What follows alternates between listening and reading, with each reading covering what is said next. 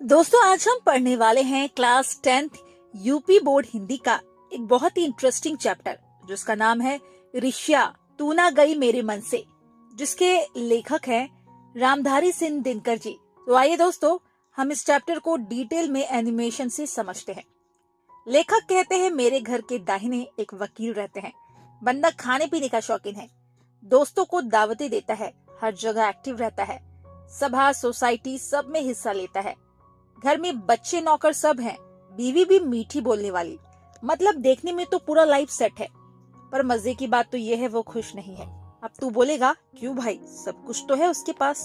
तो सुन, उसके बगल में जो बीमा वाला रहता है ना, वो ज्यादा पैसे कमाता है, मोटर में घूमता है, थोड़ा दिखावा भी करता है। बस वकील साहब का कलेजा वहीं से जलने लगता है। हर वक्त सोचता रहता है, काश मेरे पास भी उसकी जैसी मोटर होती, उसकी जैसी आमदनी होती। अब यही तो जलन नाम की बीमारी है भाई, जो उसे ये लग जाती है वो अपनी चीजों से खुश नहीं रह पाता। उसके अपने पास जो है उसमें उसे मजा नहीं आता, पर दूसरों के पास जो है उसे देखकर दुखी होता रहता है। हर वक्त दूसरों से अपनी तुलना करता रहता है और जहाँ कमी दिखती है वहीं से उसका दिल जलने लगता है। अब ऐसे में बेचारा करे भी क्या, आदत लग जाए ना तो फिर जलना पिघलना रोज का काम बन जाता है। मतलब साफ है, ऋषा इंसान का सुकून छीन लेती है, चाहे उसके पास सब कुछ क्यों ना हो।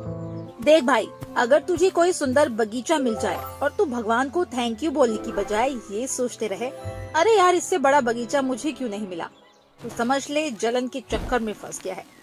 ऐसे लोग अपने पास की चीजों का मजा नहीं लेते दोस्तों, बस ये सोचते हैं दूसरे के पास ज्यादा क्यों है। धीरे धीरे उनका दिमाग गड़बड़ा जाता है, वे मेहनत छोड़कर बुरे रास्ते पर चल पड़ते हैं। उन्हें लगता है अगर मैं दूसरों को नीचे गिरा दूं तो मैं ऊपर चला जाऊंगा। अब सुन मजेदार बात, ऋषा की बड़ी बेटी होती है निंदा। जो आदमी जलता है वो दूसरों की बुराई करता है, क्योंकि उसे लगता है अगर मैं उसकी बुराई करूं तो लोग उसे बुरा मानेंगे और मैं अपने आप अच्छा दिखने लगूंगा। लेकिन भाई दुनिया में ऐसा कभी नहीं हुआ, किसी को नीचे गिराने से तू ऊपर नहीं उठेगा। कोई इंसान बुराई सुनकर नहीं गिरता, वो तब गिरता है जब उसके अपने अच्छे गुण खत्म हो जाते हैं। और तू खुद बुराई करके ऊपर नहीं जा सकता। ऊपर जाने का एक ही तरीका है, अपना चरित्र साफ रख, अपने गुण बढ़ा, मेहनत कर, तब उन्नति खुद पीछे दौड़ेगी। देखो, जलन का काम ही है जलाना, लेकिन सबसे पहले वो उसी बंदे को जलाती है जिसके अंदर पैदा होती है। मतलब जो दूसरों से जलता है, असल में वो खुद ही अंदर अंदर सड़ रहा होता है। ऐसे लोग तूने देखे भी होंगे जो हर वक्त दूसरों की बुराई में लगे रहते हैं, बस किसी सुनने वाले की तलाश में रहते हैं कि कहीं बैठकर अपना गुस्सा निकाल लूं। और जैसे ही कोई मिलता है शुरू हो जाते हैं, एकदम ग्रामोफोन की तरह ट्रैक बजने लगता है। ऐसे बोलते हैं जैसे दुनिया की भलाई का ठेका इन्हीं के पास है। लेकिन जरा ध्यान से देखो, जब से उन्होंने ये बुराई करने का काम शुरू किया है, क्या वो जिंदगी में आगे बढ़े हैं? नहीं ना। अगर वो अपनी वही ऊर्जा किसी अच्छे काम में लगाते तो आज कहीं और होते।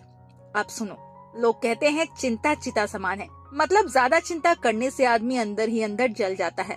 पर ईर्ष्या तो चिंता से भी बदतर है, क्योंकि चिंता सिर्फ मन को जलाती है, पर ईर्ष्या तो इंसान के अच्छे गुणों को मार देती है। ऐसा इंसान जीता तो है, लेकिन जैसे जहर की चलती फिरती गठरी हो, जहाँ जाता है वहाँ माहौल खराब करता है, लोगों की बातों में जहर घोल देता है। और बात सिर्फ ये है कि ईर्ष्या सिर्फ चरित्र को नहीं बिगाड़ती, वो खुशी छीन लेती है।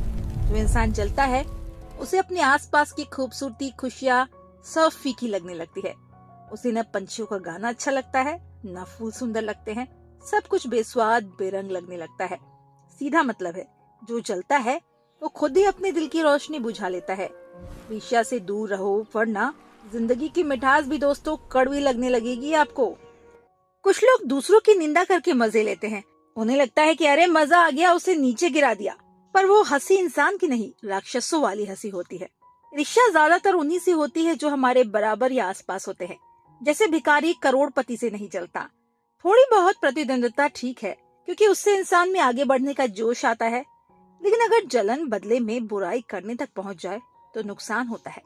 असल में जलने वाला आदमी सोचता है उसके पास कुछ है जो मेरे पास नहीं है, लेकिन ये नहीं सोचता मैं मेहनत से वो चीज कैसे पा सकता हूँ। बस दूसरों से जलता रहता है और शरीफ लोग हैरान रहते हैं, अरे मैंने तो किसी का कुछ बिगाड़ा नहीं, फिर लोग मुझसे क्यों जलते हैं। असल में ईर्ष्यालु लोग खुद अपनी कमी नहीं देखते, बस दूसरों को गिराने में लगे रहते हैं। भाई सीधी सी बात है, ईर्ष्या अगर सुधार का कारण बने तो ठीक, वरना वो इंसान को अंदर से जला देती है पूरी तरह से। ईश्वर चंद्र विद्यासागर बोले थे, जो तेरी बुराई करेगा वही होगा जिसे तूने भलाई दी होगी। मतलब अच्छे काम का बदला कई बार बुराई से मिलता है। नीत्शे ने भी मजाक में कहा था, ये लोग तो बाजार की मक्खियां हैं जो बेवजह हमारे आसपास भिनभिनाती रहती हैं। सामने तारीफ करेंगी, पीछे निंदा। असल में हम उनके दिमाग में बस गए होते हैं, वो हमें भूल नहीं सकते। हमारे गुण देखकर डरती भी है, जलती भी है, और हमारी कमियां तो माफ कर देती है, क्योंकि बड़े आदमी की गलती माफ करना उन्हें स्टाइलिश लगता है। तो जो लोग दिल के बड़े और साफ होते हैं वो बोलते हैं, अरे छोड़ो, छोटे लोग हैं, क्या झगड़ना। लेकिन जिनका दिल छोटा होता है वो हमेशा समझते हैं बड़ों लोगों की निंदा करना सही है, और जब तू उनसे अच्छा बर्ताव करेगा तो वो उल्टा समझेंगे ये दिखावा कर रहा है। मतलब साफ है, दुनिया में कुछ लोग हमेशा गलत समझेंगे, चाहे आप अच्छा ही क्यों ना करें। इसीलिए उनकी निंदा से परेशान मत होना, बस अपना काम करते रहो। देखो, जब हम किसी की बुराई का जवाब नहीं देते ना, बस चुप रह जाते हैं, तो वो लोग ये समझते हैं, अरे वाह, इसे तो घमंड चढ़ गया है। मतलब अगर तू नीचे ना झुके और उनके लेवल पर ना उतरे तो उन्हें चुभता है। उन्हें तभी खुशी मिलेगी जब आप उनके जैसे छोटा सोचने लगे। अब नीत्शे ने इसका अनुभव लेकर कहा, इंसान के जो अच्छे गुण होते हैं वही दूसरों को सबसे ज्यादा जलाते हैं। मतलब लोग आपकी अच्छाई से भी परेशान हो जाते हैं। भाई सवाल उठता है, ऐसे जलने वालों से कैसे बचा जाए। नीत्शे कहते हैं, बाजार की मक्खियों से दूर रहो और एकांत में रहो। मतलब जलनखोर लोगों से दूर रहो, क्योंकि जो लोग कुछ महान, अमर या नया बनाते हैं वो शोहरत या भीड़ में नहीं रहते, वो शांति और अकेलेपन में कुछ बड़ा करते हैं। अब बात आती है खुद ईर्ष्या से कैसे बचे। इसका इलाज है मानसिक अनुशासन। मतलब फालतू चीजों के बारे में सोचना छोड़ दो और ये समझो कि जो चीज आपके पास नहीं है उसे पाने का सही मेहनत तरीका क्या है। जिस दिन आप ये समझने लगेंगे कि मुझे क्या नहीं है से ज्यादा कैसे पाना है सोचना है, उसी दिन से आपकी ईर्ष्या खुद कम होने लगेगी। सीधी सी बात है, दूसरों से जलने की बजाय खुद को बेहतर बनाने में लग जाओ, ईर्ष्या अपने आप भाग जाएगी। दोस्तों वीडियो अच्छा लगे तो इस वीडियो को लाइक कीजिए और चैनल को सब्सक्राइब कीजिए। Thank you for watching.